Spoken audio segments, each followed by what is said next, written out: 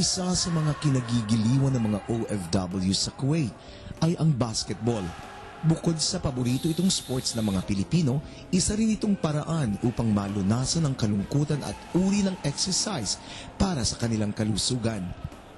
Kailan lang ay bumisita ang The Morning Talk sa Rigay Gym upang makapanayam ang isang organisasyon ng basketball at lupon ng referee. Isa sa mga nakapanayam ay si Alfred Tolentino, miyembro ng Alpha Kappa Rho at presidente nito na si Tony Pangubitan Jr.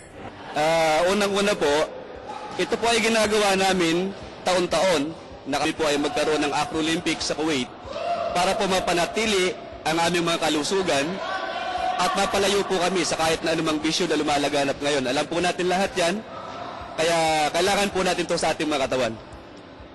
Bilang isang presidente po ng Alpha Kappa Rho, ano po ang naibibigay ng ganitong klase ng pagsasanay sa mga miyembro niya? Bilang presidente po ng aming samahan na Alpha Kappa Rho, ito po ay napakalaking bagay dahil dito po muli namin napapagbuklod-buklod ang aming magandang samahan.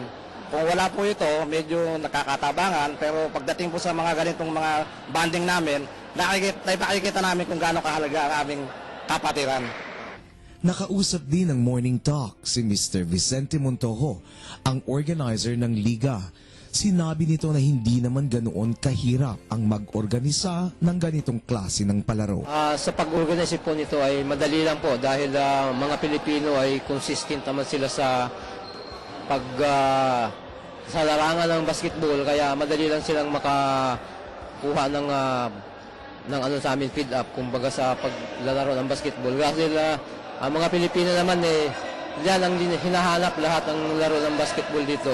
Kaya dito sa Kuwait, ito ang PhilBac, isa sa pinaka leading organization ng basketball dito sa Kuwait ngayon.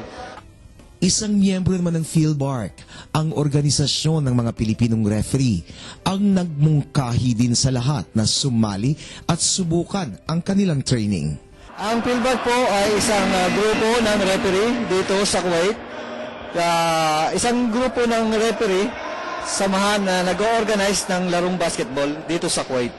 Kami po ay gumagawa ng isang, kumbaga tawagin natin na yung training, lecture sa bawat gustong sumali.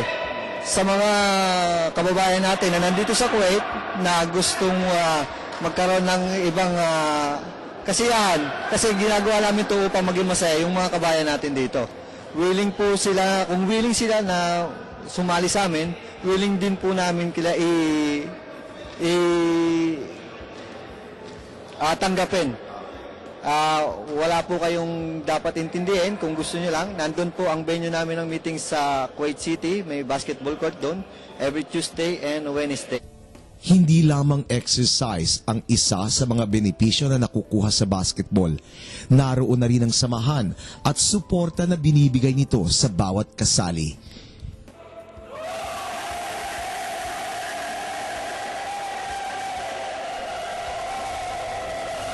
Para sa The Morning Talk, ako po si Ricky Laksa.